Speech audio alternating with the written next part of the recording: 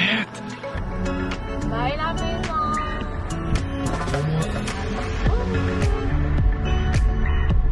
Genre le froid. Oh, bye la maison! Attends un an.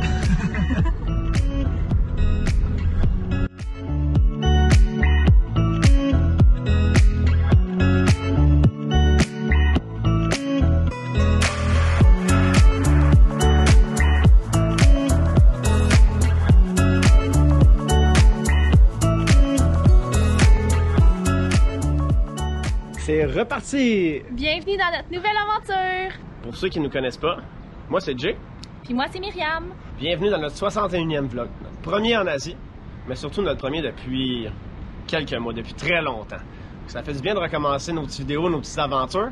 Mais avant de commencer notre premier périple ici en Asie, n'oubliez pas de cliquer sur le pouce et de vous abonner à notre chaîne. On est finalement arrivé à notre première destination qui est Singapour! Ça nous a pris plus de 35 heures de transport. On est parti de Montréal, bien sûr. On a fait Montréal, Newark, qui est au New Jersey, un petit vol de 2 heures.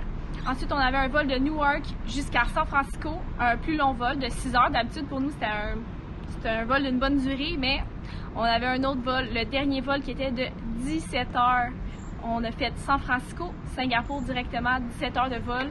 Avant notre 17 heures de vol, on avait un escale de 5 heures à San Francisco. On a pu manger un petit peu, dormir le mieux qu'on pouvait sur les bancs d'aéroport. Puis honnêtement, pour notre vol de 17 heures, ça s'est bien passé. On a été quand même chanceux, là, notre vol n'était pas complet, donc ça faisait en sorte que moi et Jay, on n'avait personne à côté de nous. On était chacun sur le bord de l'allée. Puis on a pu profiter là, d'écouter des films, de manger, parce qu'on avait 2 repas d'inclus, puis des petites collations. Donc honnêtement, ça a quand même passé relativement vite, là, même si c'était 17 heures. Dans ce voyage-ci, on a décidé de voyager un peu autrement que notre autre voyage qu'on avait fait en Amérique latine avec un gros backpack de 50-55 litres sur le dos. On trouvait ça lourd quand on avait des grosses randonnées ou des grosses journées de transport. Fait qu'on a décidé dans ce voyage-là de partir avec un petit carry-on, petite valise là, doit peser à peu près 15-20 livres maximum, puis un petit backpack sur le dos. Fait que comme ça, on peut laisser notre carry-on ici dans l'hostel.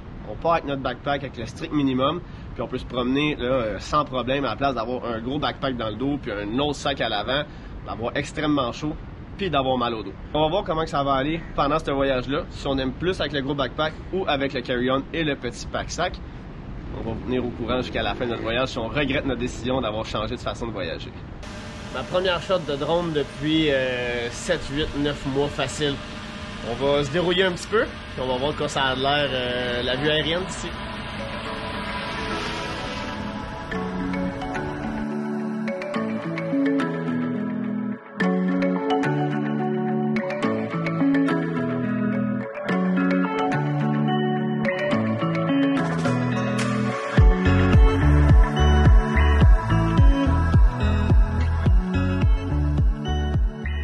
Là, en ce moment, on filme un peu sur notre rooftop. Si vous voyez en arrière, le décor est quand même incroyable. On voit une belle mosquée qu'on est allé faire une petite visite en arrivant déjà. Mais ce qu'on veut faire aujourd'hui aussi, c'est de vous faire découvrir la place où on va dormir. Parce que ça fait assez longtemps qu'on regarde pour ce genre d'auberge-là, de place pour dormir. C'est assez unique, puis on se disait qu'on n'avait pas le choix de l'essayer en venant ici en Asie, parce que c'est dans des vlogs de plein de voyageurs, quand ils viennent en Asie, ce genre de dorme-là. Fait qu'on vous montre ça, pas très long.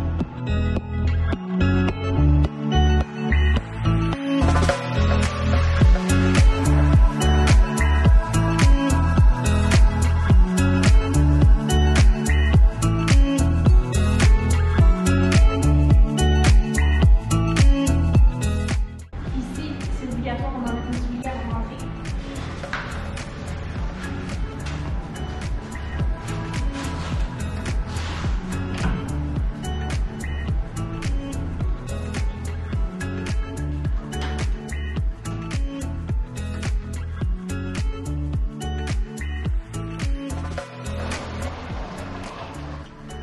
Allô? Bienvenue dans notre lit. On va faire un petit tour. De quoi ça a l'air. Là. Pas très facile de rentrer ici, je vous dis. On va fermer la porte. On est dans une capsule qui est double, donc comme vous pouvez voir, assez d'espace. JP et moi, on a bien dormi hier et on vient de faire une bonne sieste. Le décalage horaire, c'est pas super facile. Le matelas n'est pas super confortable, mais au moins, ce qui est bien, c'est que c'est quand même insonorisé. On a été surpris là, parce qu'il y a comme vous avez vu là, dans la chambre, il y a quand même d'autres pods.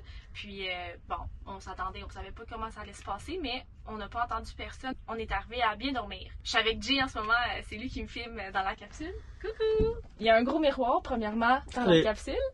Puis il y a plein de lumière. Puis je vais vous montrer le panneau de contrôle. On peut tout contrôler ça là, juste ici.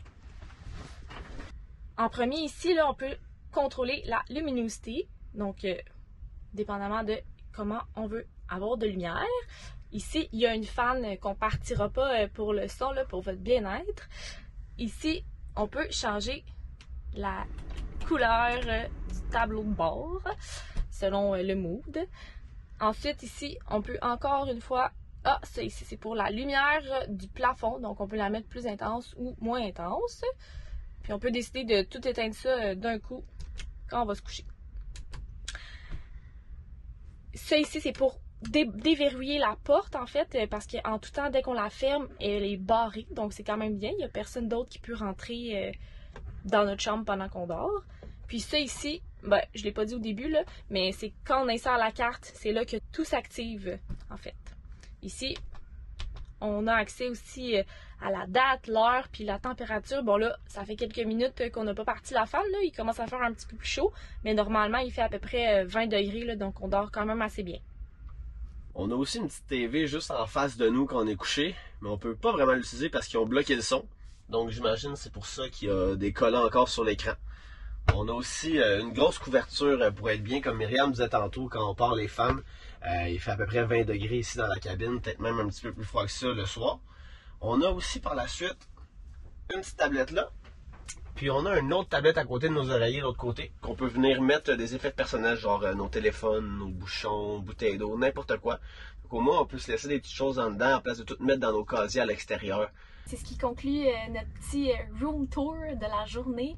J'espère que vous avez apprécié. Nous, on trouve que niveau qualité-prix, il n'y avait rien qui battait ça vraiment. Ça nous a coûté 200 $ pour 3 nuits. Si ça vous intéresse, là, je vais mettre le lien dans la description de la vidéo. Il nous reste encore 2 nuits ici à Singapour. On vous amène demain dans un nouveau vlog. On va aller visiter la ville et la nourriture de la place. Donc, soyez à l'affût pour notre prochaine vidéo. N'oubliez pas de mettre un petit pouce à la vidéo et de vous abonner à notre chaîne si ce n'est pas déjà fait. Bye bye!